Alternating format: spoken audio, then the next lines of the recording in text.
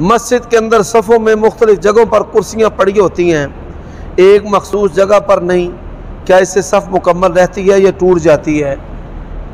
एक जगह पर कुर्सियाँ रखना मुमकिन नहीं है।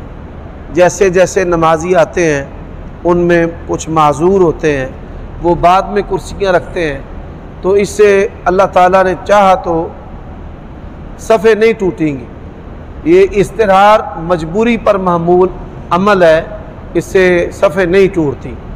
आप अपनी नमाज तवज्जो से अदा करें। कुर्सियों पर जो बैठकर नमाज़ें पढ़ते हैं आप उनकी तरफ ना देखें। अल्लाह ना करे कि आप पर ऐसे हालात पैदा हो जाए कि आपको फिर कुर्सी पर बैठकर नमाज पढ़ना पड़े। मैं आपको अपनी बात बताता हूँ। एक दफ़ा जामे मोहम्मदिया में एक बंदा सवाल लेकर आया कि कुर्सी पर बैठकर नमाज पढ़ना ये शरन दुरुस्त है या नहीं।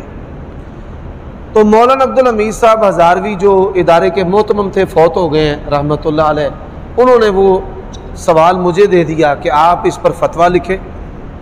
मैंने फतवा लिखा, आधा लिखा, छुट्टी का टाइम हो गया। जो मैंने लिखा था ना उसमें मेरा ज़हन यही था कि कुर्सियों पर नमाज नहीं पढ़नी चाहिए।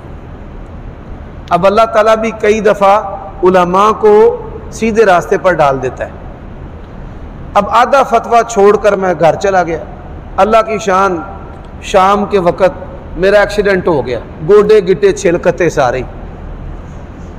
रात गुजरी, जिसले फजर का टाइम होया तो मंजे तो ना उठिया जावे। अब सुन्नते पढ़ता हूँ मैं घर में, अल्लाह की तौफीक से फजर की, ते सुनता पढ़न लगा, जिसले खलो ते गया तो रुकू ना होवे, रुकू हो गया तो फिर सजदा ना होवे। मैंने कहा ये अल्लाह ताला ने मुझे ना सीधे रास्ते पे डालना था कि मेरे बंदे मजबूर भी होते हैं, मजबूरों का मजाक नहीं उड़ाना। तो अगले दिन आकर फिर मैंने फतवा लिखा, भाई हो जाती है। ये मेरी हार्ट बीती है जो मैंने आपको सुनाई है। सख्तियाँ ना करें, ना आपकी मेहरबानी कुर्सियों पर नमाज पढ़ने वालों को घूरें। ये अल्लाह के बंदे हैं, मजबूर हैं।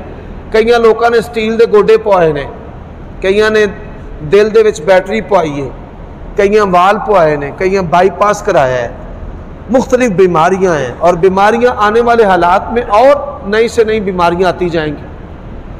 तो उन हालात के पेश नज़र एक आदमी बेचारा ज़मीन पर बैठ ही नहीं सकता। तो ऐसे जी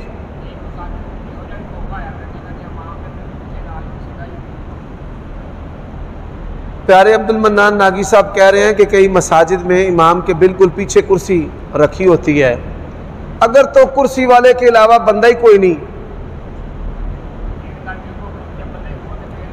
जब आदमी हो तो फिर कुर्सी साइड पे रखनी चाहिए। इमाम के पीछे जो नायब इमाम है, इमाम का वुज़ू टूट जाता है या इमाम बेचारा फौत हो जाता है या कोई हंगामी हालत हो जाती है, तो फिर इमाम बदलना पड़ता है।